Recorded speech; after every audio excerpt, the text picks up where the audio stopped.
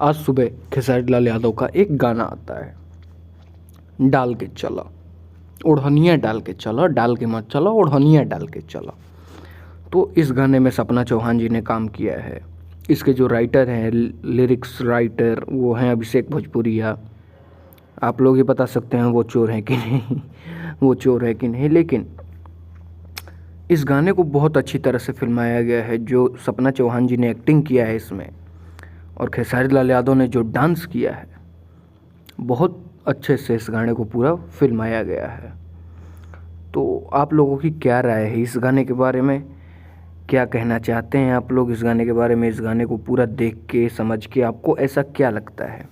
ये गाना क्या आगे आने वाले लगन में चलेगा या नहीं चलेगा?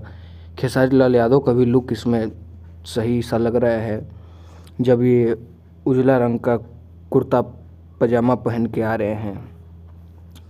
तो अब आप लोग ही बता सकते हैं गाना कैसा है और कैसा नहीं है। मेरे को जो बोलना था मैंने बोल दिया। तो बस आज के लिए इतना ही। मिलते हैं किसी नए वीडियो में और किसी नए टॉपिक के साथ।